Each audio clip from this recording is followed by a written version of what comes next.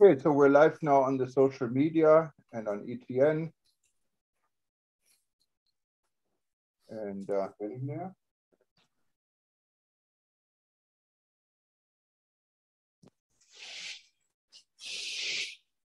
Okay, so we're live now on the social media. Getting there. Still about 9 people in the wait list. Yeah, no, that's fine. We let them in at 8 o'clock. Okay. Okay. Did Talib confirmed to you? Yeah, he is, as far as I know, in Dubai at the launch of the of some kind of an event. So I don't think he'd be there, but I did invite him. But I think he's at another event physically. I spoke to him a few days ago, and he said that he will come. Okay, so maybe he's coming. Okay, that's good. Yeah, I did invite him. Okay, so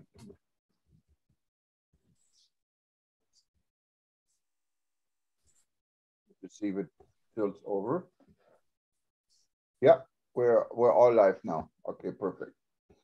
Okay, so we can probably let people in and they can talk to each other. Okay, so okay, for everyone, before we let people in, my name is Jürgen Steinmetz, joining you from World Tourism Network in cooperation with eTurbo News here in Honolulu. You see us live on social media and on eTurbo News and on our partner publications. If you still wanted to be part of this live audience, you can go to worldtourismevents.com and sign up. Maybe a little bit late, but you can try worldtourismevents.com. Otherwise, just stay right here. And we're going to be starting in about 3 minutes. So we're going to let people in now.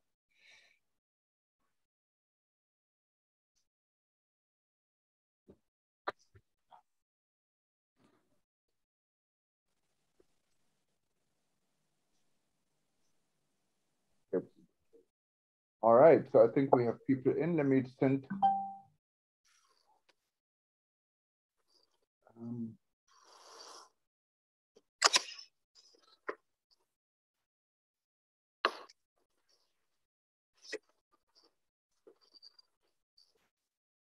Okay. Good morning, everybody. Good evening, wherever you are. We're getting ready in about 2 minutes. So feel free to say hello to anyone you notice. Hello, Jürgen. How are you? Good morning. How are you doing? How's New York? I'm great, thank you. It's very nice today, not as cold. Oh, that's nice. Luckily, it's not cold here in Hawaii, so it's nice. Indeed.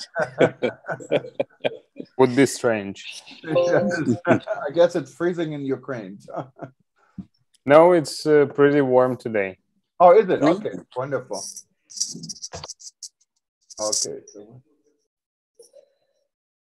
Okay, again, for anyone joining us on social media and eTurbo News, we're going to go to Ukraine today and talk about the state of the travel and tourism industry in Ukraine.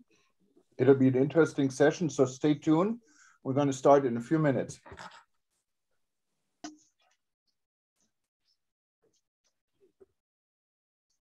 Okay. I see our friend. Okay, there we go. Valerie. Let me send the link. I can send the link to Taleb. So if you want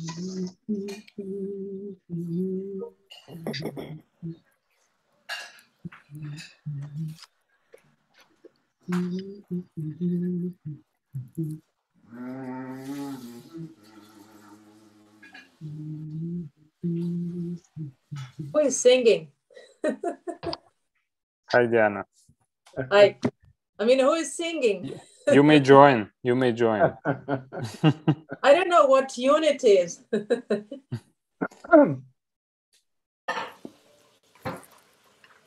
Yeah, I think we are all the team here. Yeah, let's give it like 1 minute for people to gather also online, so we get a good audience when we start. So let's just 1 minute. We're getting there. I sent the link to.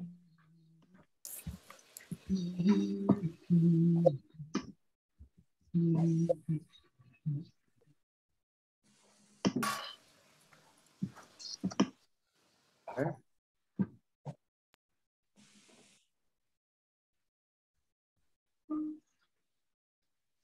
Okay.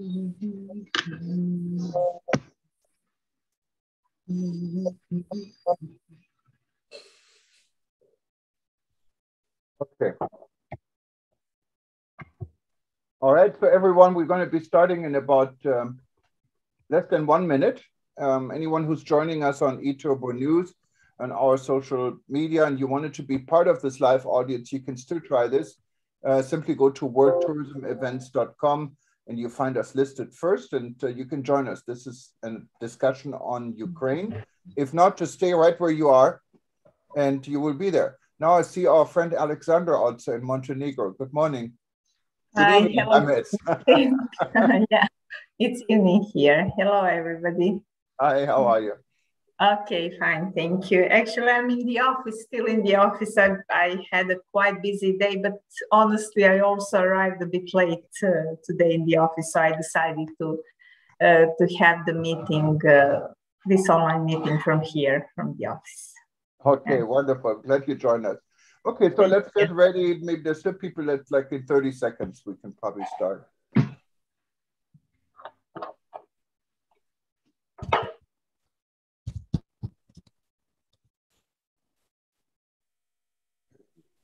One thing I need to change here, record. What this? А уже нариснула. Она как раз.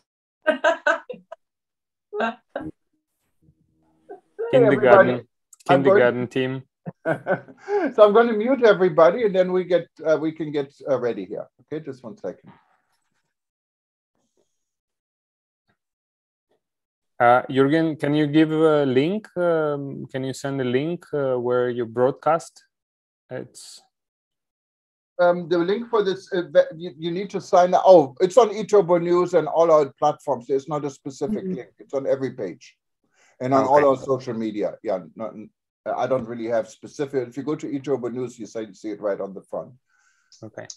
Okay, so let's, okay, so 20 seconds, we can go.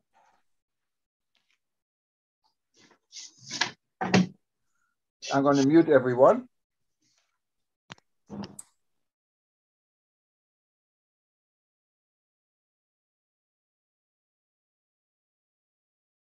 As we say here in Hawaii, I say aloha and good day, good afternoon, good evening to everyone joining us here live and on eTurbo News, our social media, and our many partner publications. Welcome to Ukraine. We're going to go halfway around the world from our perspective, at least. I know some of you are in the neighborhood.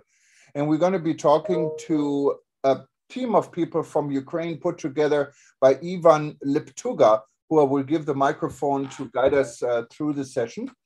And this is going to be interesting because, as you know, Ukraine has some major challenges right now with what some people say is a Russian invasion.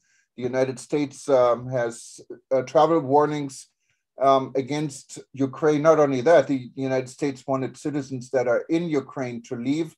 So it's a very tense situation. And of course, it's a challenge on top of everything else with COVID for Ukraine. But how's the situation on the reality? How do our friends in the travel and tourism industry feel at this time? And what do you predict could happen or not happen? So we're going to shed light on this. But I wanted to welcome everybody to the World Tourism Network session. For those of you that are not familiar with World Tourism Network, we are an organization, a very young organization. We started in March of 2020 under the Rebuilding Travel brand in Berlin at postponed ITB. And our discussion ever since was COVID. So a few hundred Zoom discussions and many events further. In December of 2020, we started the World Tourism Network, what is now a global organization with members in 128 countries, many different interest groups and chapters. And so we're on the move in hopefully being able to make a difference to the relaunch of the travel and tourism industry worldwide. Today, with us, I see a number of good friends and participants that have been essential for World Tourism Network. There's Alexandra. We just saw, whoever was in the beginning. She runs our Balkan chapter. She's in Montenegro. And of course, there's Dr. Talib Rifai, who also just joined us from Jordan. And of course, Talib doesn't need an introduction. Let me just mute people. He was the Secretary General for UNWTO. So maybe what we could do is maybe just, since Talib is there, what is an honor, let him maybe give Talib like a word in the beginning to guide us in, and then we give the microphone to Ivan, who is in Kiev, not in Kiev, he is in Ukraine. He will tell us where he is. He's in a beautiful spot of Ukraine, actually. And he will guide us and introduce the rest of his session. So if that's okay, I'm going to put Talib in the spotlight, and thank you for joining, and let you just say a few words before we go to Ukraine. Welcome, Talib. Thank you so much. Thank you so much, Jürgen. Thank you. Evan, I welcome you here. Again, it's good to see you again. Our hearts are with Ukraine now. We are looking forward to hearing from you.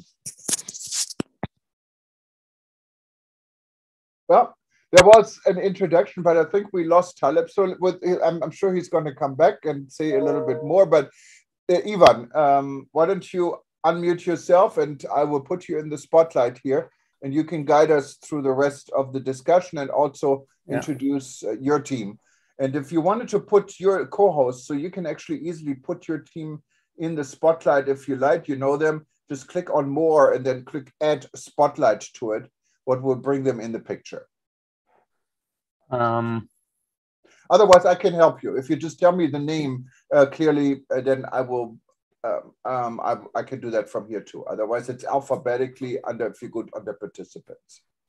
Yeah, if you help me to add, sure. It would be better. But no problem. But you're in the spotlight. So the whole world is looking at you now. And tell us who you are and where you are and what we're doing today. Yeah. I hope that Talib will re-enter again and will continue his speech. Yes, he's here. Probably we'll let him finish the welcome speech, and then I continue to introduce our team. Okay.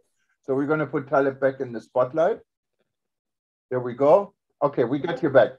You need to unmute yourself only. Sorry. I did unmute. Yes. Okay, Evan. Our hearts are with you in Ukraine. Ukraine is very dear to all of us. The news that's coming out of there is not very comforting to many people. We're looking forward to hear from you now on the situation, the real situation on the ground, because it's our duty to encourage people to go to Ukraine, in spite of everything.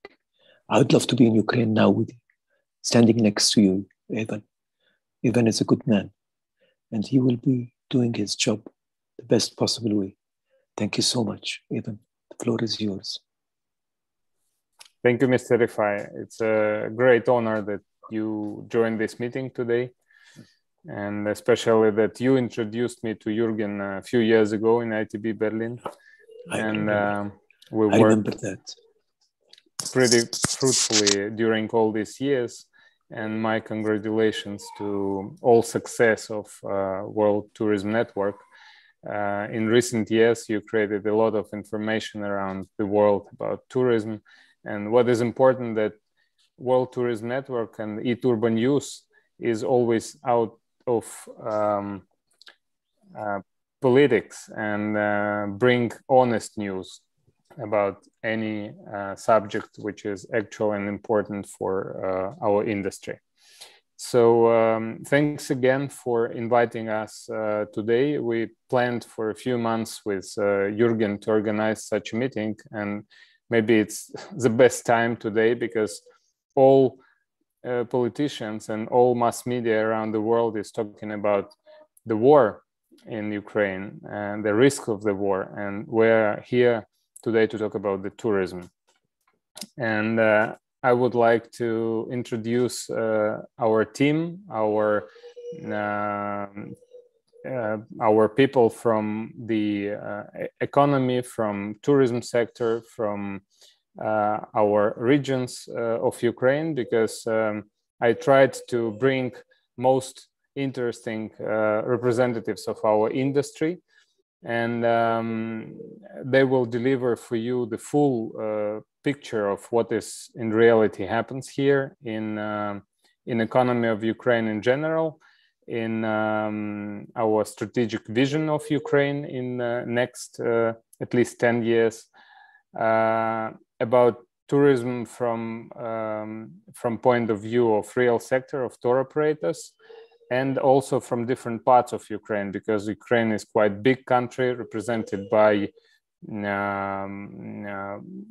western, eastern part, south are different geographical position. And today we have from all parts of Ukraine our representatives, except Julia from Kharkiv. She still didn't join the meeting, but I hope she will come until the end. So I would like to start introduction from Pavlo Sheremeta. Pavlo Sheremeta is a former Minister of Economy and Trade of Ukraine. He was the person who proposed to move tourism from culture and infrastructure to the Minister of Economy. Minister of Economy was the right choice to put the sector of tourism on the governance in our country. And we worked in this ministry for 4 years. And Talib Rifai remembers that period. He visited us 2 times in these 4 years, and also presented. I remember very much. Yeah, and presented the touristic brand of Ukraine in 2014, and then later visited the conference on destination management and destination marketing conference, where our organization, National Tourism Organization of Ukraine, were actually established during 2016. So Pavlo Sheremeta, I would like to give the floor first to you to give an overview about the economy situation and perspectives of Ukraine. Thank you, Ivan. Thank you very much. Hello, everybody. It's evening in Ukraine, so good evening to those who are in this time zone. Otherwise, the good time of the day, wherever you are. Well, I guess that's probably the first time I'm discussing the great tourist potential for the country, which some of our great Western partners believe that is about to be invaded. However, as always with Ukraine, all of us, and we in Ukraine, first of all, we know it. We have to take a long perspective, and you too, because today it's this news. By the way, today was a nice weather in Kyiv, unseasonably warm, +8. It's probably even warmer in Odessa, I assume. It's even warmer in the Ukrainian Crimea. I'm quite sure in that. In 1 month, the grass will become greener. In 1 more month, the trees will be blossoming. Whatever happens, basically, and this country will stand strong because it always did, and it always will. Yes, at the moment, the times are challenging, but you don't feel it in Ukraine, actually. And it's not only the weather, from the weather perspective. In terms of economy, our government reported that we had the highest GDP during probably the history of Ukraine, definitely during the last 30 years. This GDP, by the way, is can still be much higher, and we all are working on that despite of all the news. And Ukrainian agriculture, Ukrainian metallurgy, Ukrainian energy, Ukrainian tourism, by the way. Both international and domestic, and Ukrainian IT industry are the ones that I would mention first of all. And I'm working hard, and last year was another great year of not only the agriculture harvest it was a very good harvest, from what I understand, with the IT companies. I'm working closely, and I had a nice chat today with the Lviv IT cluster that's in the west of Ukraine. And obviously the IT company are working hard all around the world, including Ukraine. So the currency is doing well. The economic growth is there. Ukraine is bouncing back from this COVID slump that basically the whole world had. Well, I wish this bounce back would be even stronger. That's a discussion. Ivan knows that we have this discussion in Ukraine, how to make Ukraine even freer, more entrepreneurial, more innovative. It's a beautiful country, and and those are great people. And by the way, thank you very much for all of you, for all your support. We feel it, we appreciate it, we value it. We understand that we are not alone in this David against the Goliath fight. And by the way, David prevailed, and we know that we will prevail too with your support and with your prayers. Thank you very much. Thank you, Pavlo. Thank you, Minister. Thank you for this overview. It's true that we believe in the nearest future that this growth of GDP and warming will be in the economy and our position in the world. And it's thanks of the global community that all countries now solidar in supporting us in these difficult times, more in information than in reality. Now I want to give the floor to Andriy Dligach. Andriy Dligach is our strategist, also economist, leading economist and futurologist. He was one of the strategic persons who created the national economic strategy, Ukraine 2030. And Andriy will add and give more information about the situation in Ukraine in economy of our country. Thank you, Ivan. Thank you, Pavlo. Yes, so we started for the elaboration of Ukrainian strategy, national economic strategy, with the statement that future Ukraine is an innovative country with the developed sectors such as hospitality sector, hospitality industry, and tourism sector.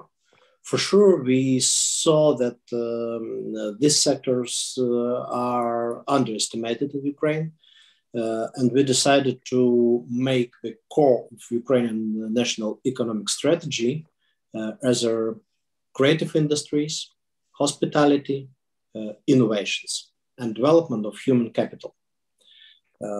We found out that GDP per capita for every country around the world are very correlated with the travel, tourism, competitiveness index.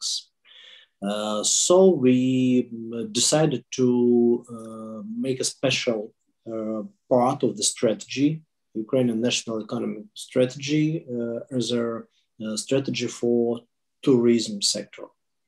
In accordance with this strategy, we in Ukraine will enlarge number of hotels, restaurants, other objects for hospitality. Also will work on infrastructure, any kind of infrastructure, including gaming infrastructure. And the main idea is to make Ukraine suitable for the new waves of tourism, like leisure, like eco-tourism, like glamping, like tourism for gamers, including cyber gamers. By the way, Ukraine has a lot of hidden champions in different spheres. For example, Ukraine has approximately 20% of the world market of game dev concerning cyber games and digital games. The same with fintech, not only startups, but also banking sphere in cryptocurrencies and other spheres. The same with developing of artificial intelligence, the same with other spheres like building of helicopters or making new ideas in materials, energetic spheres, and others. So Ukraine is like a hidden champion of future European economy, and the touristic sector and hospitality industry is one of the biggest part of this breakthrough for the future. Welcome to Ukraine, and also I'd like to tell thank you for your support, for your understanding, and for your interest to Ukraine. Thank you, Ivan. Thank you, Andriy. Yeah, it's very important that our national economy strategy has this big part in tourism and hospitality sector. A few years ago, we developed a separate state strategy for tourism sector until 2026. We work in this direction. Last time, I think I gave you a brief presentation, Jürgen, here for members of WTN about our activities in standardization, in statistics, and so on.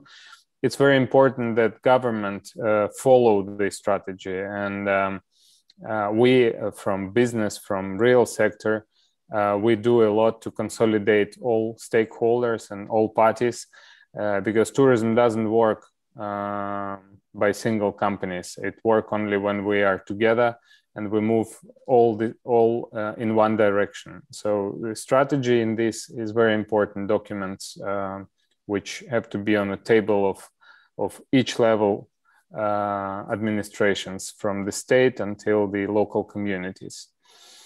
Now I would like to give the floor to our Association of Incoming Tour Operators. This is the leading association. They unite more than 35 tour operators who are bringing foreign tourists to Ukraine.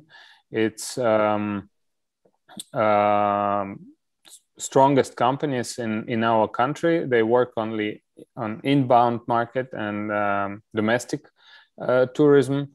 I would like to introduce Maria Yukhnovets, who is the president of this association. Jürgen, if you could put Maria and also Natalia Soboleva, the vice president of association. Both of them are tour operators.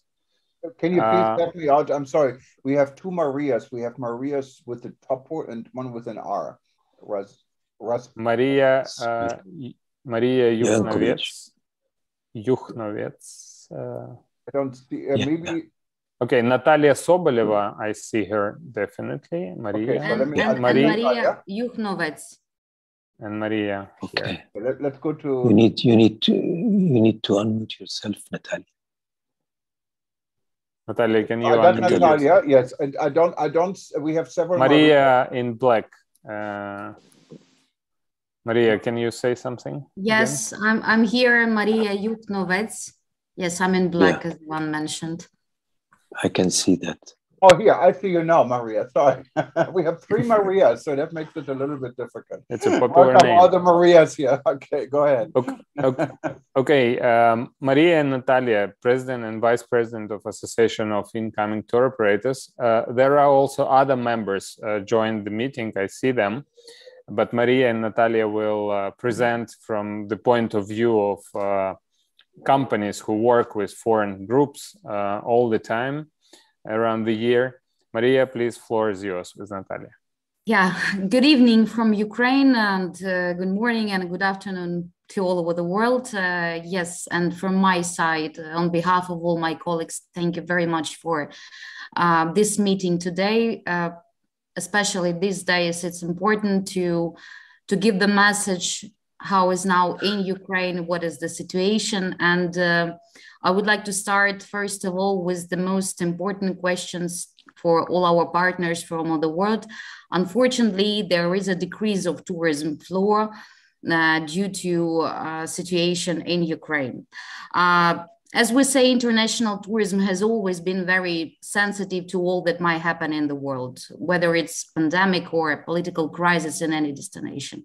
So the current situation between Ukraine and Russia has gained wide announcement in media all over the world. In this case, we hold the following position. We, of course, do not deny the fact of this political crisis between the countries and the fact of the aggression towards Ukraine, and of course, unfortunately, maybe the worsening of the situation.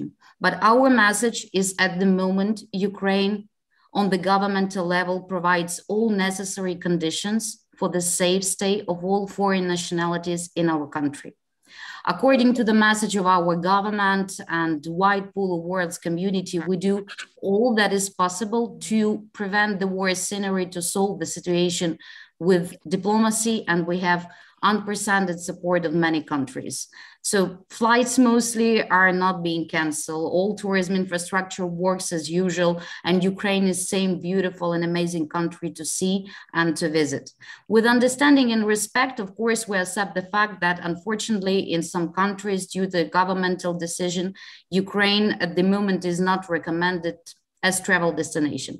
But at the same time, we call for not too much passionate decisions making in cancellation trips to Ukraine, especially when we talk about upcoming late spring and summer season.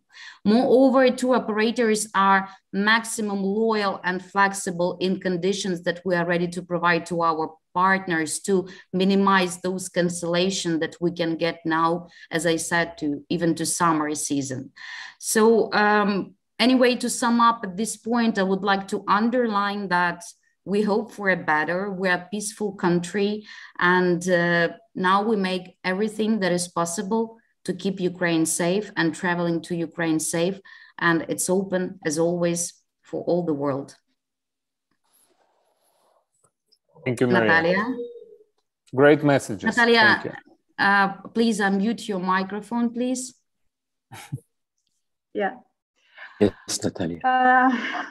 We are talking today about the tourism in Ukraine in the time of crisis. And I just like to add that our crisis started when the pandemic started. And it was really a big crisis for the tourism to Ukraine because we planned this 2020 is a very good year for mainland inbound tourism. It was growth of, it was increase of interest to Ukraine, and all of us were full of plans. And when it started, so the major target of everybody who work in tourism and to this industry was to keep all their recommendations and rules of World Health Organization and the Ministry of Health of Ukraine. So all the hotels and tour operators and other institutions that are involved in tourism business in Ukraine, all of them did their best to keep inside the organizations all the rules and keep the safety for tourists coming to Ukraine, starting on the borders where only fully vaccinated people or people with one or two vaccines were allowed to come to Ukraine, and we still have it as one of our major targets. We use this time, Ukraine used this time to improve our tourism infrastructure, to build new roads. Tour operators created new programs, some new hotels appeared, or existing hotels just improved and enlarged their number of rooms. We have lots of international hotel chains in Ukraine, and we have very good Ukrainian independent hotels or Ukrainian chains of hotels that did their best to provide the best level of services for tourists coming to Ukraine, both with business purpose or with leisure purpose. And I would like to say that we, despite the pandemic, we still have a lot of requests for the summer and autumn of this year. And we, as Maria said, we are very flexible. Everybody in Ukraine, in tourism industry, try to be very flexible to keep these requests as long as we have, as we can, providing very sensible and very reasonable allocation policy and so on and so far. And I can't just not to say that Ukraine is a fantastic place for tourism. It's the country with a long history, with more than 7 places of UNESCO heritage, and all sorts of tourism are available in Ukraine, starting with heritage, starting with cultural and historical tours, rural traveling, business traveling, MICE, and so on and so far. And we have this in our heart, and we still believe, and we believe that this season will happen, and that all the Ukraine and our friends all over the world will do our best just for the best scenario. Thank you, Natalia. Thank you, Maria. Association of Incoming Tour Operators is, as I said, the strongest association represented by many companies, and NTO Ukraine works, cooperate closely with this association. We organize regular farm trips to different regions of Ukraine. We develop tourist products for different destinations in Ukraine, visit new destinations and create new products, and then promote them by presenting on our national stand on exhibitions, by making presentations. Unfortunately, last 2 years we did many presentations online, but if any of participants or viewers of this broadcast is interested in working with Ukraine, this association, we will put now in chat the list of contacts of all members, so you may write them, contact them, and they will give you the full information about tour products in our country. So now I would like to move to our representatives of regions and cities. Our main city, destination number 1 in Ukraine, and most interested, of course, destination. It's Kyiv, the capital, our political, economical center and tourist center, which almost don't have any seasonality. All around the year, they have full of people coming for business, coming for leisure, coming for medical tourism and shopping tourism as well. And here with us, we have Marina Radova. Marina is the head of tourism department in the Kyiv city administration. Marina, thank you for joining us, and please give us information what is in Kyiv today. Aloha to everyone. Good morning, good afternoon, good evening. It's a good time to speak about tourism because, I joined all my colleagues, Maria, Natalia, you, and previous speakers, that we are a safe destination, that we are a hospitable destination. And of course, we understand that in the context of pandemic challenges, each destination competes for tourists.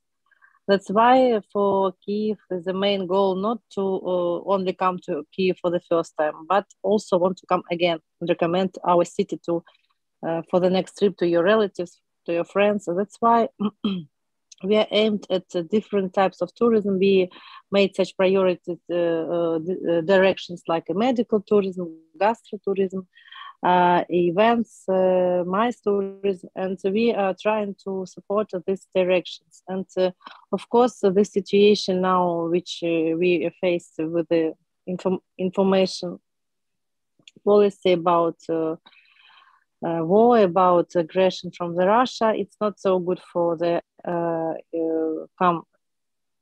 inbound tourists, but we are hope that this year in exhibition UITT in the end of the March, have almost more than 30 representatives from different countries. We can see that our countries, our partners can give us some opportunity to introduction their markets here, and we can make some cross promotion between our countries. So that's why I think that we should also make some border cross promotion between our diplomatic representatives, between our citizen sisters and our partners, that we are safe destination. Last year it was a good year for the pre-pandemic times, that we had 1 million inbound tourists. I think it's a good result, because it's our common work with inbound association and different association. We promote only to Kiev, only to Kiev. Through different, only to Kiev, yes, and almost 2 million Ukrainian tourists. That's why I think it's our common job. And we promote Kiev and different markets, not only Ukrainian, and in Azerbaijan, Turkey, United Emirates, and Finland. We try to do different markets and to find out new tourists, because the top countries for visiting Kiev, it's Israel, United States of America, Germany, Turkey, and countries of Persian Gulf. That's why we are trying to find out new markets, and we did our presentations with Maria Yukhnaves, Natalia Sobol, in different countries, and I think it was fruitful, because we made after this presentation we had a lot of contracts, memorandums, different propositions from this site. That's why we are aimed, and our slogan is that Kyiv is safe, nice destination, and we would like to say that we are hospitable, because we do a lot of much to how to attract the tourists and how to be a hospitable city, because last year we adopted such a project like Academy of Hospitality. Volunteers trained and try to help tourists how to be in different situations and how to feel free and comfortable in Kyiv.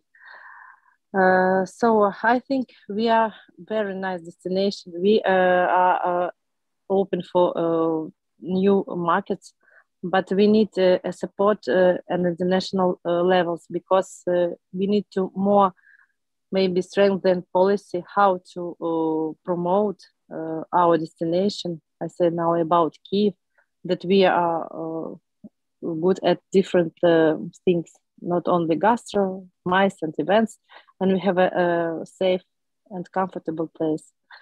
That's why I think we have we have a chance, and we cope with all challenges. And I wish all of us to be strengthened with all these challenges, and to attract more tourists in these years. But I think, according to our statistics, maybe we will not have such statistics 1 million inbound tourists, but maybe not less than previous time. Thank you, Marina. Thank you. We are happy that Kyiv is safe and nice. I thought that your slogan that everything starts in Kyiv. So for this period, you changed it for safe and nice, and it's a very good message, especially now. Thank you. Now I would like to move to the west of Ukraine. Western Ukraine is quite big territory, 8 different regions, 4 regions in Carpathians, and 4 between central Ukraine and western part. And today Diana Borisenko is representing the western part. She lives in Lviv. Lviv is city number 2 in Ukraine in terms of quantity of tourists going to Ukraine. Diana is a professional guide she organizes beautiful excursions and tours around Lviv region and represents a lot of small and medium business of Lviv tourism sector. Diana, thank you to be with us. Hello, everybody. Thank you for inviting me to this wonderful meeting. Ivan, thank you for introducing me. I'm a current president of non-governmental organization called Lviv Tourism Alliance, which unites all representatives of tourism business, hotels, restaurants, travel agencies. And yes, I'm a freelance guy, though I am also employed by the incoming tour operator with the managing director, Natalia Soboleva. I've been regional manager for Arctur for many, many years. So I have 23 years in tourism experience, and I've traveled also around the world. And yes, my native town is Lviv, the city I love most of all. And I want to say that Lviv is considered to be the touristic capital of Ukraine. Sorry for Kiev. It's like Barcelona in Spain. It's the city of festivals. Before the pandemic, we had around 100 different events in the city taking place every year. The most famous in Ukraine is now the Festival of Jazz Music, or Leopolis Jazz, on behalf of organizers and the city municipality. I invite all of you for the last week of June to this festival. Also, Mozart Music Festival taking place in Lviv in July. And as a president of this non-governmental organization, together with other participants, we are creating a new, absolutely crazy event. It's a huge international festival of regional cuisines. Western Ukraine is split into different parts. The part I live in is called Galicia. And Galicia is famous for its cuisine, called Galician cuisine. And now there are a lot of historians who work on this issue. And we're gonna prepare a new product, which will become a huge event for international and domestic visitors. Also, it will be an example for other regions of Ukraine. And Ukraine is an extensive country. It's a huge country from west to east. You know, we have more than 1,000 kilometers. So the war place is actually far away from Lviv. And there's no danger, no fear to come to Kiev, to Lviv, and to the southern part of Ukraine. I want to tell you that we've been living under the war since annexation of the Crimea, 2014, and the situation in the east was escalating from time to time and coming down. So we are simply used to that. So nothing really terrible, horrible is happening. And really in Ukraine, the situation is much more calm, that the media is creating all this around us. February in Lviv is always a low season. It's not only because of the pandemic, and the year 2021 was far better than 2020, certainly. In 2019, Lviv, having less than 1 million inhabitants, with about daily flights, 50 flights coming through our international airport from different parts of mostly Europe and also Asian countries. This year we had also Saudi Arabia. So we had enormous quantity of Arabic customers, which created a new demand on a creation of the touristic product for them. So we've received in 2019, 2.5 million visitors from different countries. And 2021 reached the figure of 60% of the amount of visitors before the pandemic. So I guess we have the same quantity in Lviv as in Kiev, you know, I can't believe. So we are developing the products. Organization works actively. On the 1st of January, I was the local guide to represent our city to investors from Qatar. I think people who are observing political situations, specifically investors who want to build a new 5-star hotel in the city, wouldn't have come to the country, which is under such a dangerous situation, unstable situation. So my message is absolutely optimistic, positive, based on real statistics of the city and communication to with the all stakeholders of tourism. Being the president, I carry the responsibility of what I say. And on behalf of all of them and of Lviv and our city municipality, which definitely has the best city mayor in Ukraine, who has an open mind for development of tourism. And I welcome all of you come to Lviv and Western Ukraine. We have Carpathians in 100 kilometers to the west from us. We have a big offer of regional destination, castles, spa resorts. A lot of new 5-star resorts are being built around Lviv and not only Lviv. So welcome to Lviv. Thank you for giving me the word. I'm quite excited. So maybe I'm jumping from one topic to the other. Follow the news on Lviv, on travel.lviv. It's the official website of information of events in Lviv of Lviv City Hall Department of Tourism. Thank you very much. I'm welcome to answer your questions. Thank you, Diana. Yeah, maybe it seems that we're a bit going in contradiction in what is sound around Ukraine now in all mass media, but we didn't made a scenario how to present. This is the real feeling of our representatives from different regions, and now I would like to give floor to Yaroslava Susla from Chernihiv. Chernihiv is the northest region in Ukraine on the border with Belarus. Yaroslava, are you here? Jurgen, if you could help me to yes, I'm here. To turn on Yaroslava on the screen. This is another region which is in mass media in a very the very close to the border with Belarus. Yaroslava, please give us the real information.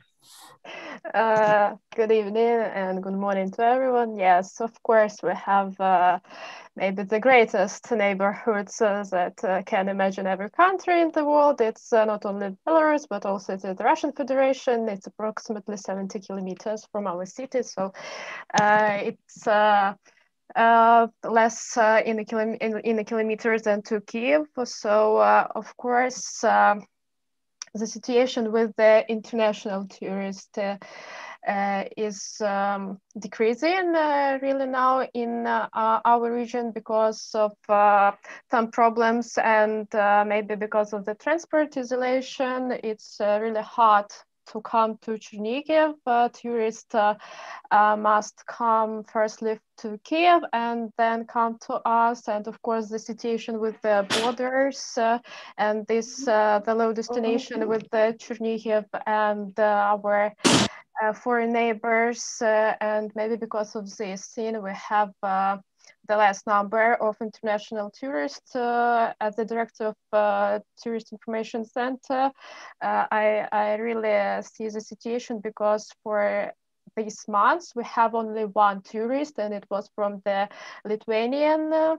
It's a colleague. He was a guide. So, and about the other countries, really, its situation is decreasing. But the previous year and this year, we have a really big boom with the tourism for the neighbor regions from Kyiv, Poltava, Kharkiv. So the situation with this part of tourism in Ukraine is not bad for us because we have such a boom. But still, if we talk about the Chernihiv, we feel that that's part of season because it's like a seasonal tourism, and nowadays people come to Chernihiv when it is warmer, when it is some seasonal period from the autumn to summer, and nowadays we have no such a good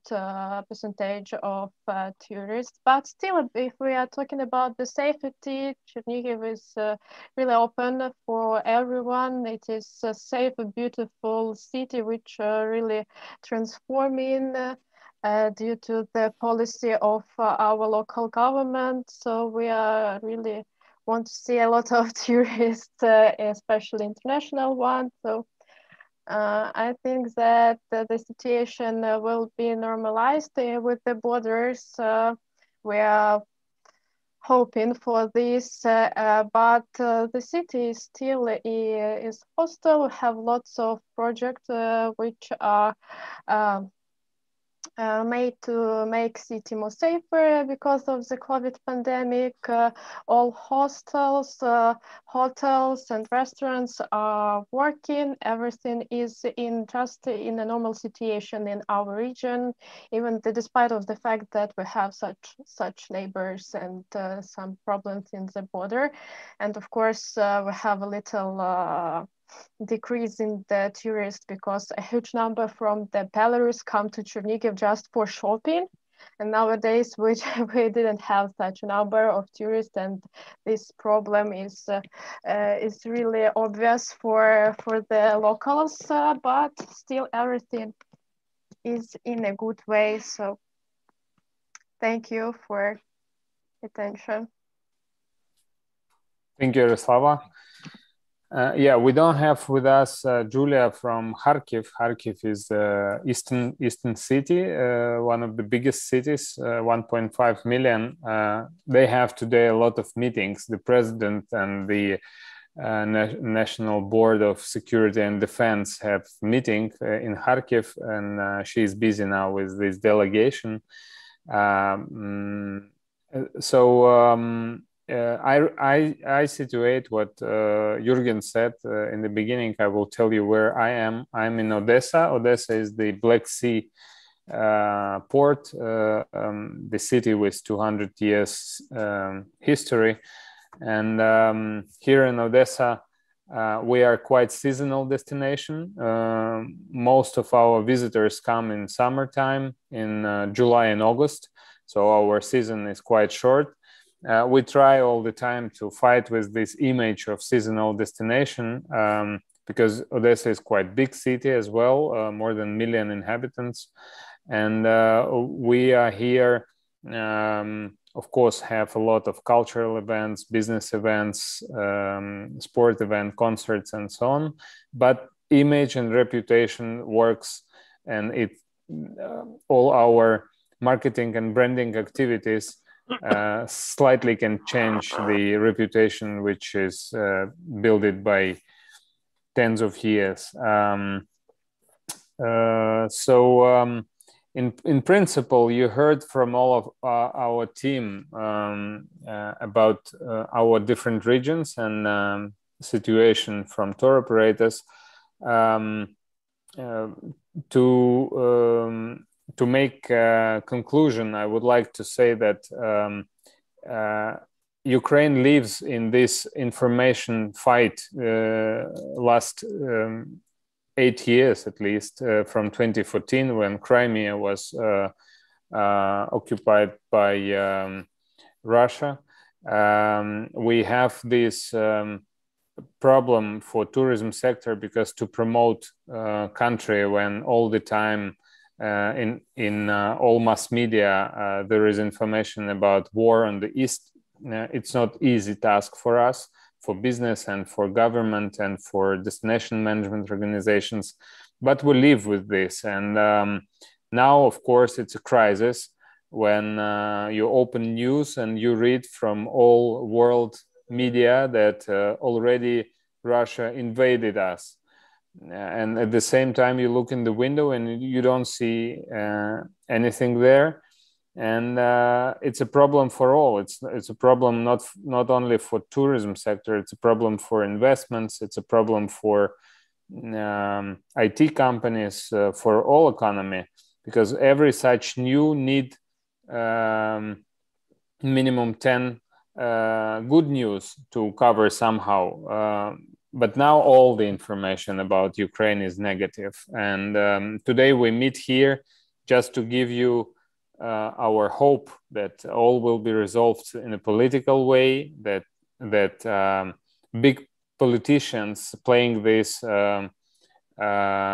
geopolitical games will calm down, and Ukraine will not play this role, because for us, for our sector, it's a big trouble. And of course, we don't want any war as any country in the world. And we hope that all will calm down, and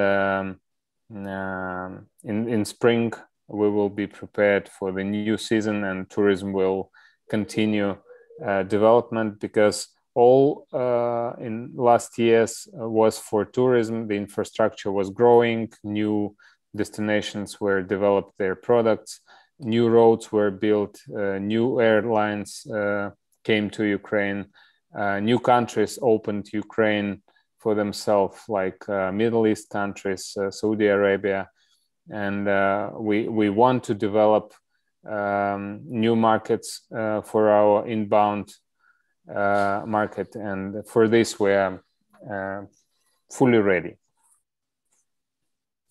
Thank you. I think we're ready to answer questions. We still have with us our former Minister of Economy, Andriy Dligich, and all our team to answer the questions. Great, Ivan. So before we get into the question, I see some of you already raised your hand, and that's probably the easiest way to do this. And I'll give the microphone to Taleb in just a minute. He wanted to say something. But from my hand, I already wanted to thank all of you. This was a very comprehensive view of Ukraine. And it's definitely I've only been to Ukraine one time, and I've been to a region that wasn't mentioned because there's another political issue. This was before this problem was. I went to Donetsk when the airport was still new and open, and now it's destroyed. So there had been a completely different problem, I think, in the Donbas region, unrelated to this. But putting this all together, from the little I know in Ukraine, it seems to be a love-hate relationship with Russia. I have from friends I visited in the Donbas area at the time, know that Ukrainians were freely able to travel to Russia and vice versa on domestic passports. And even during all these tensions, there is a lot of exchange of all kinds of things, and also travel between your two countries. So, and of course, I don't know all the ins and outs. I can see it from the eyes of a foreigner. But I have to really agree from this little bit. I understand the message is confusing. Just for the record, we're in the United States, and the United States government has travel warnings against Indonesia. And so does the United States against 75% of the countries in the world because of COVID. But this is a serious message because Americans are requested to leave Ukraine. So it's a serious situation. But then you find other major powers like France, where the president just came back from Russia and from Kiev, and saying there's not going to be any war, so don't worry about it that much. So it's a confusing message, and we cannot predict, of course, what is happening. And of course, if you see it from the inside, Ukraine is peaceful. I mean, once you're in Ukraine and there is no outside problem, yes, it's probably a very peaceful place to travel to. It's a beautiful place. I love the food. People like to have fun and party, and you have great music, and there's so much. There's so many beautiful regions in the Ukraine. If it wasn't for such a serious political situation, my recommendation would be travel there, experience it. But can we really say this right now for this very moment? Maybe we can say this tomorrow. But I don't really see the problem. Maybe I'm wrong. You can correct me. There have been, despite all the issues over the years since Ukraine separated from the Soviet Union, there has to be this hate or love-hate relationships. And people with Ukrainian passport, and I traveled with friends with Ukrainian passports, can enter Russia without visa, sometimes even without a passport. So it's a confusing message. And we just all pray and hope it'll be there. But I'm sure there's a lot of questions, and let's start with Taleb, and then we can go to Alexandra, our friend in Montenegro. But Taleb, you wanted to say something. Thank you so much. I want to react a little bit to what I've heard, because what I've heard is very similar to what we live in here. I'm speaking to you from Jordan, the heart of the Middle East, from Amman, and we're always in the news. There is always a possibility of war here. That doesn't make us stop from working. That's what I heard from our Ukrainian friends. We can't surrender to media. We can't surrender to it. Because, first of all, there is a double crisis here. One is a media crisis, which is about the invasion and war possible in Ukraine. Second thing is crisis of COVID-19. Now the COVID-19 took its toll on everybody, including Ukraine. So I don't think you should delete everything and put everything on the back of a war threat. Other than Jürgen, contrary to what Jürgen said, I'd encourage people to go to Ukraine. Ukraine is a wonderful country. The best thing about Ukraine is its people. They're very welcoming. They will protect you. Any foreigner that goes to any place cannot be safe unless people there are very, very accommodating. And Ukrainian people are very warm. I know that firsthand. Now, our region is known for resilience. Resilience is very important. This is a man-made crisis, both the COVID-19 and the possibility of war in Ukraine. These crises can be managed and tourism will prevail eventually. I know that. I can see that in the eyes of those that spoke after you even. I can see that in speaking to you as well. I encourage people to go to Ukraine. The more foreigners, the more visitors go to Ukraine, the more peaceful the country becomes, because people will understand the value of that country. And nobody's going to wage war when there are so many visitors, so many foreigners in a place. So let's go there. Let's go to Ukraine all together. Thank you so much, Ivan. And Taleb, thank you. And Taleb, this was such a worthwhile statement, because really we forget this in the Middle East, specifically in where you are, Egypt. In Jordan, in Egypt, Israel. These are all countries that they have an overshadow cloud of a possible conflict, and we still travel there. You know, so yes, it's definitely. I think this was a very worthwhile statement to make, and for people to understand really the scenario we're facing at this point. But Alexandra, for those that don't know us, she runs our Balkan chapter, and she has been involved in the top leadership of her country, Montenegro, in travel and tourism. And thanks for joining us, Alexandra. Go ahead. Thank you. Thank you. I always enjoy being with you guys. And I want to greet our friends from Ukraine and all WTN members. I'm sure that Ukraine will overcome this situation, and I really wish for them to rebrand the destination as the safe and secure in the shortest possible time, and I'm sure they will manage to do it. Actually, I would like to use this chance and to support what our colleagues from Ukraine were saying, that Ukraine is standing stable and people are having high spirit. And I'm saying this because lately, during this month and the month before, we have in Montenegro, we have so many interests from tourists from Ukraine. And we have airlines from Ukraine requesting slots here ready to travel again. So meaning that people are, as I said, they have high spirit and they are ready and happy to travel. And that's why they are interested in coming in Montenegro. And by the way, just for your information, that Ukraine is very important emissive market for Montenegro. Past couple of years, people from Ukraine started coming here, and our national tourism organization of Montenegro has Ukraine in its focus, definitely. But still, there are so many things to be improved regarding our cooperation, and especially regarding promotion. And just for your information as well, for example, last summer, we had, I think, around 60 flights per week from Ukraine, which is a lot. And we have contacts with so many tour operators from there, and definitely, you know, but still, as I said, promotion needs to be improved.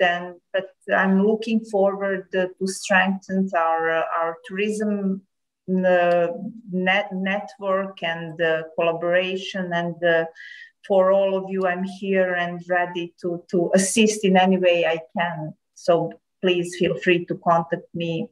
Jürgen has my contacts, and That's all from my side, and I wish you all the best, and I'm sure that you will rebrand the destination and make it even better and stronger than it used to be. Thank you. Thank you very much, Alexander, and anyone, feel free to raise your hand. There are some comments in the chat box, but it's probably better if you just say it in person. I had some private messages here, and I wanted to clarify this in public.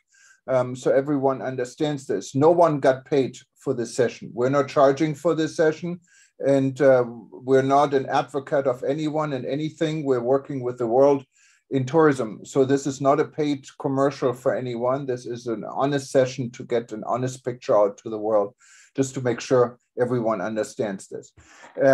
Now, if, as I said, if there's any more questions. I saw, if I may comment, yes. First I would like to thank Talib Rifayev for his support, because Talib knows the market, knows our country, knows neighbor countries, and he is not only the best Secretary General of UNWTO of all times, he also a great supporter for our country. And as I said in the beginning, he visited us several times, and now he joined the meeting and supported us again. Now, I also see the question about the sustainable development goals. How are they implemented in Ukraine? From Colin Bidwell. I have to say that when sustainable development goals were announced by the UN, at the same year, UNWTO supported the idea of sustainability, and the General Assembly announced the year 2017 as the year of sustainable tourism.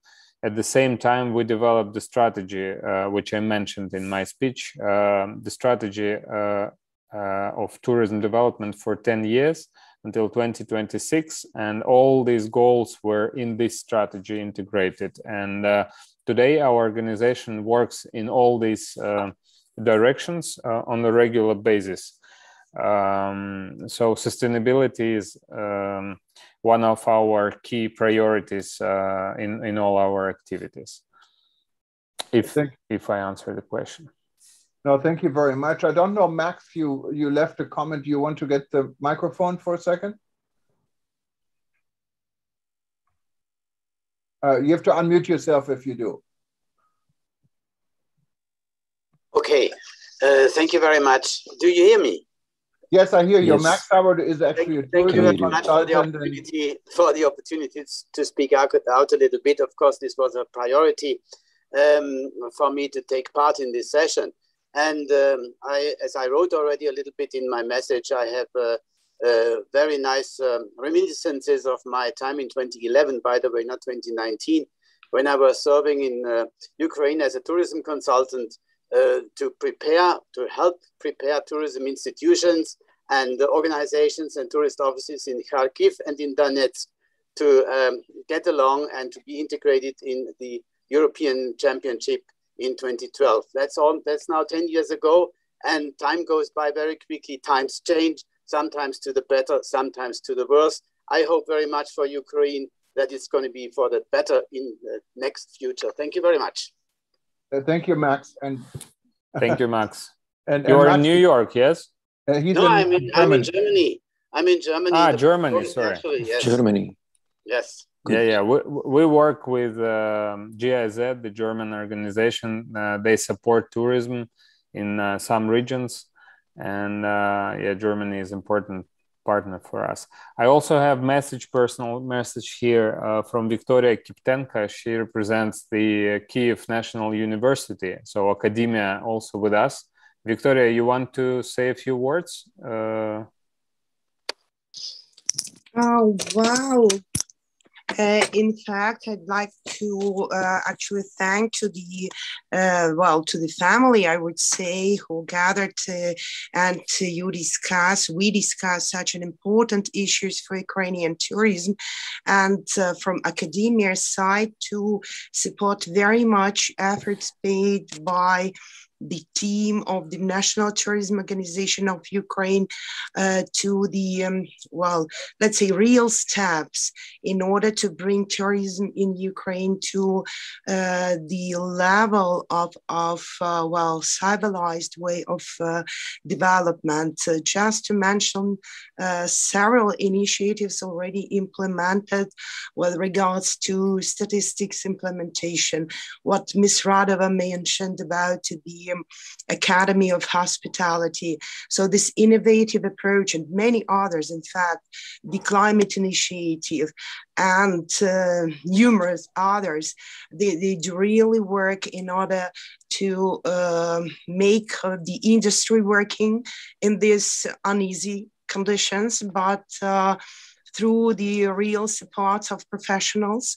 And in academia, we are really happy to have, well, steps in our cooperation, realistic ones. And actually, with regards to sustainable development, I would say what was already mentioned with regards to the statistics system, it works a lot in order to get the more clear monitoring of the situation.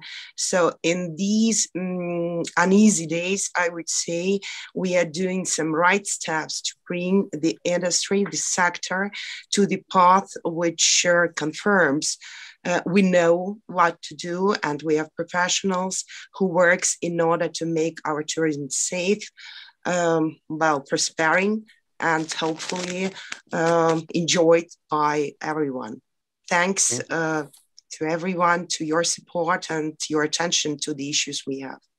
Thank you. Taleb wanted to say something. Go ahead. Thank you, thank you. I think we should turn this into a suggestion forum, because we all are here to support Ukraine. We know that. We're a big family here. We love Ukraine and we want to support it. Let's turn it into a suggestion forum. I want to start by suggesting one thing, Ivan. I think you can't attack the media per se. You can't beat the media, but you can join it by presenting positive stories about Ukraine, about people in Ukraine. I think it's the best way, because if you try to attack the media now, you'll fail. And the fact is that the media is only reporting what's happening around it. And the media lives on negative news. But if you provide positive stories about Ukraine, people in Ukraine, more intensively, that would help a lot. I think positive stories should be about people, individuals, so people can attract themselves to them. That's my first suggestion. My second suggestion is you should use this time in Ukraine to present yourself, to prepare yourself for the future, because the future is promising. The future is yours without doubt. War or no war. I don't think there will be any war. I doubt it. But even if there is, you should prepare yourself for days to come. And I think that this is a time where we could train our people and prepare them for the better. You know, Egypt has a very good record in resilience. Every time they come out of a crisis, they rebound themselves again. And the crises are all man-made crises. These are all man-made crises. So they can be chosen, sorted out by men. These are my two suggestions. Thank you. Thank you very much, Taleb. And I wanted to put someone on the spot here. Maybe she doesn't want to, but a big market, of course, are destination weddings. We're not talking about immediately, but I wanted to know really a little bit more about the possibilities in Ukraine. And we have Nancy Bartley with us. She runs actually our destination wedding and honeymoon travel group here. You want to say something and ask something, Nancy? I put you on the spotlight, so you don't have a choice. She's on the East Coast in the US. I always forget Philadelphia or Washington, around that area. Good. Please unmute yourself. You have to unmute yourself, Nancy. Sorry. I would like to ask a question. So I'm here in the US, correct? And it's regarding the media. You know, what is coming out is, I'm sure, not, what is the reality like in Kiev right now? What is the reality? Is what you're seeing on CNN really happening, or is that blown out of proportion? Is it all fake? Marina, you shouldn't see CNN. You shouldn't see CNN. You shouldn't. Marina, can you look go? through the... Can you go with the Yeah. camera to the window? Yes, yes, please do. No, actually, nothing happens. Almost. It's a midnight, almost midnight. That's why I couldn't see. But if you come to Kiev, I will show you the best places, and you will feel free and comfortable here, because you shouldn't. We also have such mass media, some messages, but we are all how it's well-educated people, and we should make a choice for us what we should offer to our tourists. That's why you shouldn't see CNN and other news, but you can just call me, and I will go through the Krishchatik, and I will show you which are the best place in our city. Oh, I was trying to be funny by saying CNN, because I know I would come to Kiev right now if we could. As a matter of fact, the last time I was in Jordan, we were told not to go because horrible things were going to happen. So, yeah. Actually, I'm calling from Jordan. I love Jordan. I do love Jordan. And the last time, I'm ready to go with you to Kiev now. Ivan, Today. if you don't mind, can I also give some comments to Nancy? Yes, no please, Maria. Maria, please. Nancy, thank you for your very, let's say, real question. Yeah. The way it is. Let me answer you as a regular Ukrainian. As a million in my city, I'm based in Kiev and in other cities of Ukraine. We are okay. We are not panicked. Personally, me, I'm planning my winter vacation. I'm going to Lviv in a couple of days. I'm going to Carpathians. As a tour operator, I'm planning to attend travel exhibitions in Europe as well as in United Arab Emirates and maybe in Asia this year. As I end my speech, we are peaceful people. We are not panicked. We unfortunately get used to this kind of freaky situation with our neighbor for almost 8 years. But as a colleague from Montenegro mentioned before, Ukrainians live their lives as we do it with a smile, with an optimistic, nothing happens. Our streets and views are extremely beautiful. And we do hope that foreign tourists will see on their own eyes, because nothing can get you more reality than traveling. Personally, me, I always love to say, only traveling can save this sometimes crazy world. It's better to see once than hear millions of times on the media. That's the reality today. Are you on LinkedIn? I'm going to connect with you on LinkedIn, because you just said what I always say. And if I could get on a plane right now and go to Kiev, I would. Okay. Thank you very much. We're waiting, Nancy. Thank you. So if it's possible, I would like to add some words as well. And the life is as normal as it can be. And we really think about future tourism. At the moment, we are preparing for the medical forum that will take place in Odessa in a couple of weeks. After that, I personally plan to go on this farm trip to Western Ukraine to see new spa resorts and some medical institutions, because they are good places for after COVID treatments and recreation and so on. So we are really me also. That's why we invite you, Nancy. Yeah. These are the kind of stories. These are the kind of stories that need to come out. I'm going to hold all of you to it. I'm going to come there and visit every region I just learned about.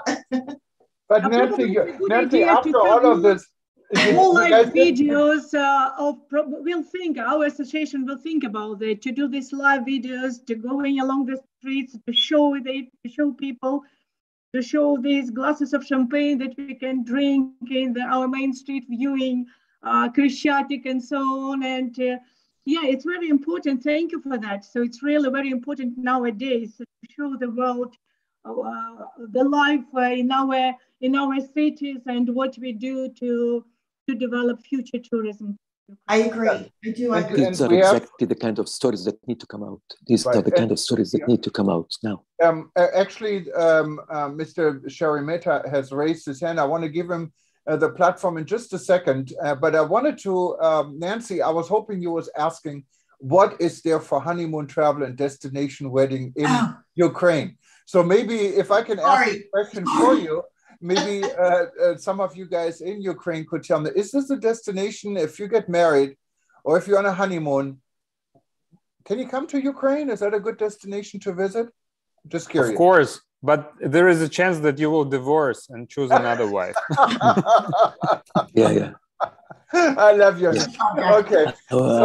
I was thinking of health tourism. Health tourism. Okay, health tourism is good. But let's go to Mr. Pablo Sharimeta. Thanks for your participation. Go ahead. Yes, thank you. I'm hearing my fellow compatriots, Ukrainians, especially the ones who are in the tourist industry. Ladies and gentlemen, I fully understand you.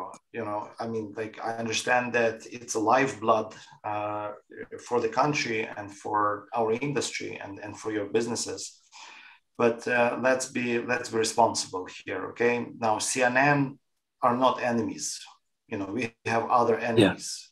There are other channels or enemies. CNN is not an enemy. CNN, I would say, is a friendly channel. And what they say, they are not saying that Kyiv is unsafe at the moment. What they say is historically unnatural, historically unprecedented concentration of troops around Ukraine, and we know that.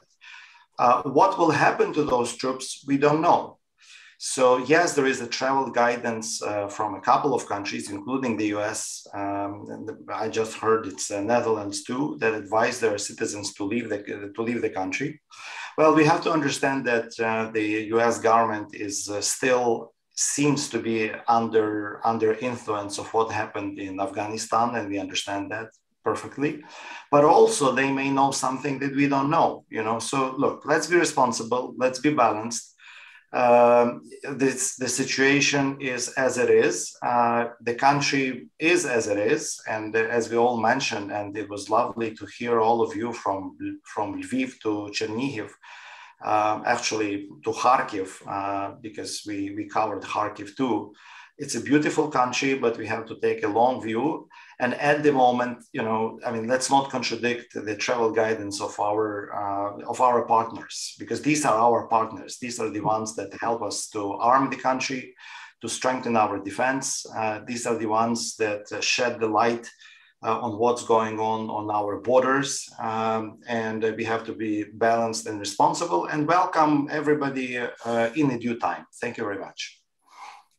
Thank you very much, Minister. And this is definitely an important and a responsible statement, I think, to make.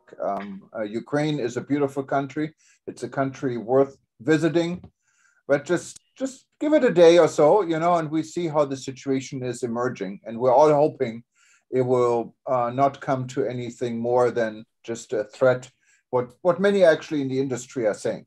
And not only in the industry, many in the world, including the media, is saying, but we don't know. It's like all of a sudden you have an outburst in COVID and a new strain. You wait till you know what is really happening. But let's, on the COVID part, let's get away from all these war drums and war threats and war talk. How's the COVID situation based on travel and tourism? I read on some of the Ukrainian travel websites about travel insurance is necessary to enter the country. Vaccine is not a must. Can you shed some lights? Well, what do you need to enter Ukraine if you wanted to come to Ukraine in regards to COVID and health?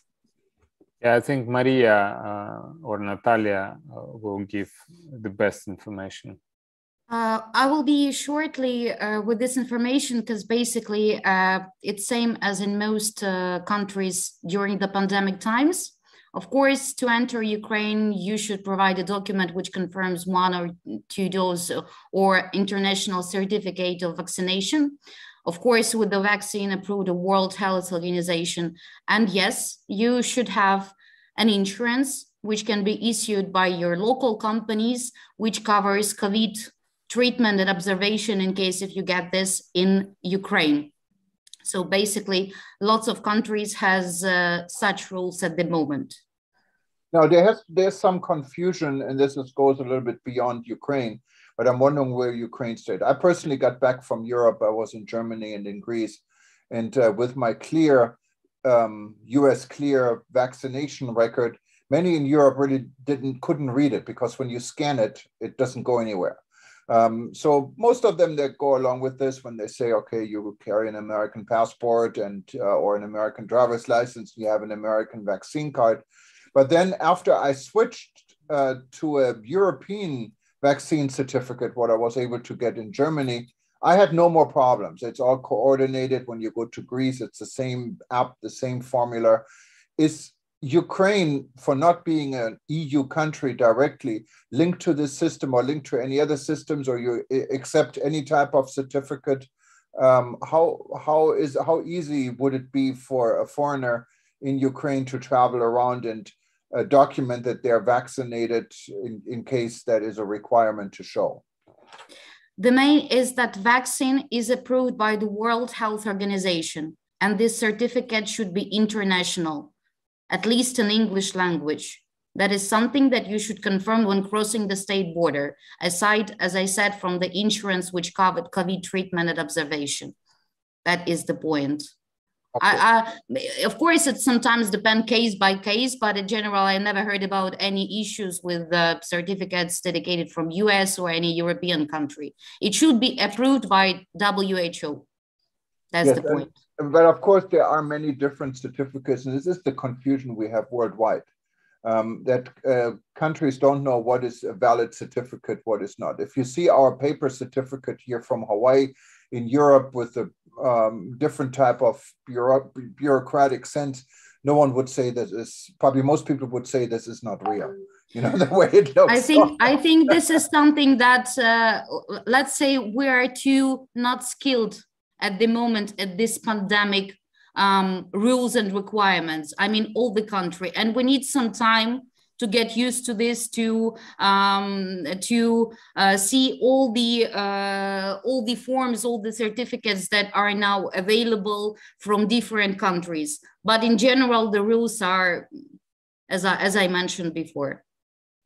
Wonderful.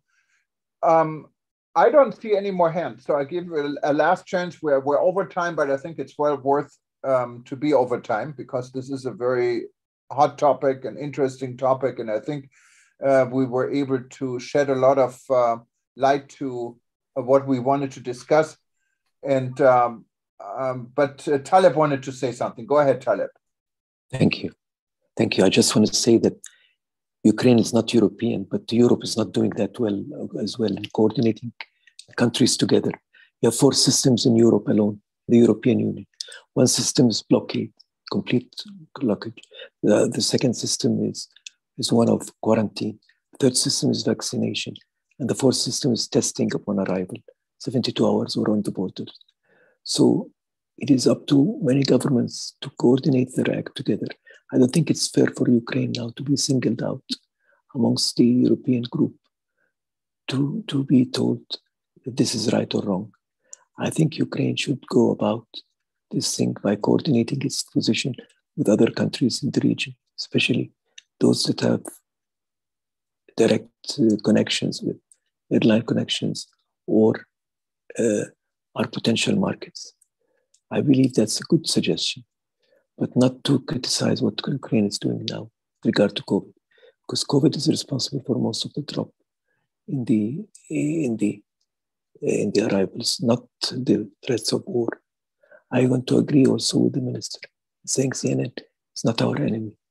CNN can produce to us some stories that are good for Ukraine. So please don't cut the lines with the international media.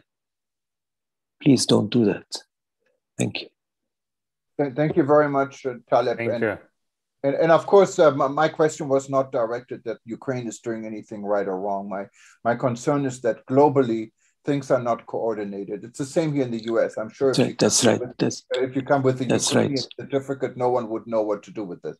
So it's the whole world has to work together. Like we had everyone or many people still have this yellow international vaccine certificate. Why not continue using this and also offer it in digital form on a global platform? Everyone knows how it looks like, how it is, but no one is using it anymore.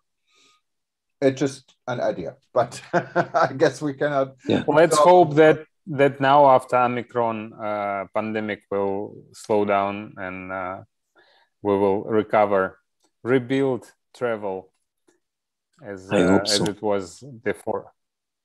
I hope so. Thank you very much, and I will give Ivan the last word, but I wanted to thank everyone for attending here today live. Everyone who's watching us on our various platforms, thank you for watching us, and you can actually watch us again. We're going to show this every 2 hours for the next 24 hours, so you can see this live event, and you may see us now when you see it, but you really then see us later. This was the only live part, so what allowed questions if you were part of it. So if you're watching us now, it may say live, but it's not live. And yes, you can always go to WTN.travel, or you can always comment on our article and ask questions. And then, of course, we will see how we can get questions that are relevant to Ivan or to his team here, or to Taleb or anyone else who may want to respond to this. For those that are not a member of the World Tourism Network, specifically also in Ukraine, I'd like to invite everyone to join us. You just go to WTN.travel and click on join, and you become a member. You get a profile, people will find you. And of course, this will open the door to all our different networks and discussions, and we encourage everyone to do that. And if you wanted to watch this segment again in the future, you can go to our YouTube channels.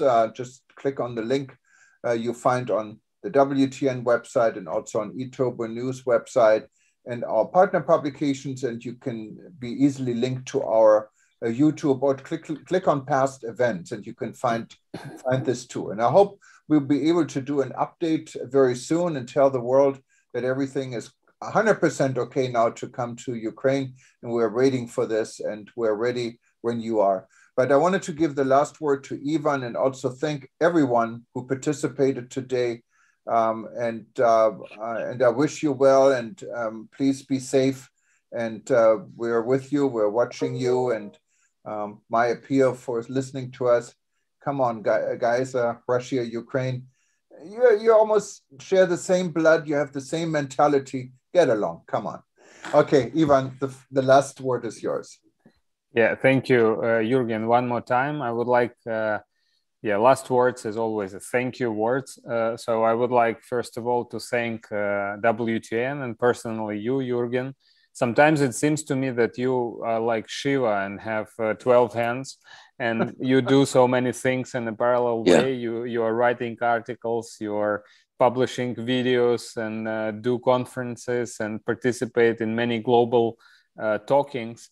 And I'm thankful to eTurbo News and WTN for many years now global media, honest and free, actually, because in CNN we don't have chance to what Taleb proposed us, not to lose contact. We don't have contact. If you don't pay, you don't have contact. And with WTN we have chance to talk globally, and I think that all our participants from Ukraine are thankful to you that you gave the chance to talk to all. Secondly, I want to thank Talibrify personally again for staying active, because I understand the level of responsibility of the Secretary General in WTN when he had to travel 250 days a year or more, visiting all the countries, and he didn't have free time for himself and for his family, but he found always time to talk to us, to participate, to meet us in Madrid, to come to Kyiv, and to support our ideas, whatever they were. So thank you, Talib, for this and being today. Thank you, Ivan. Thank you. I also want to thank all who took time and visited this late time for us, this meeting, for your interest and support of Ukraine. I fully understand what you feel and what you think about us, and maybe we look strange when you parallelly look TV and CNN like Nancy and hear us, but I promise that we are telling you only the truth, not trying to just to give you a nice impression. It's not a presentation of tour products. It's a true what we have today and what we pray for. The last, I want to thank all our Ukrainian colleagues. I would like to thank Pavlo Sheremeta and Andriy Dligach as our strategic thinkers, leaders. I always invite them to our meetings and to our strategic sessions, and they help us in many things to strategically put tourism in a frame of other sectors in the country. And all our tour operators and region administrations are very important partners for us, because Talib said once that for to be in tourism, we have to sound all together in like a team, and we have this family of tourism in our country, and I'm thankful to all regions and all our partners. So thank you, Ivan. That's it. Thank you very much. Thank you, Ivan. Thank you, guys. How do you say goodbye or good evening in Russian or in Ukrainian? You may say good night. Спокойной ночи. Good night. На добраніч. In Ukraine we say на добраніч. Na dobranic, everybody. And aloha from Hawaii, and we talk to you soon. It is also good to say budimo hey. That means that be healthy, be happy, be strong. Talib, you remember you learned how to say budmo? Budmo, yes, hey. I have a video with you. Hey, yes, I remember that, Ivan. I remember that. Of course. We have to say Slava Ukraini. Heroям slava. That's what we say. That's our slogan. Slava Ukraini. Героям слава. Okay.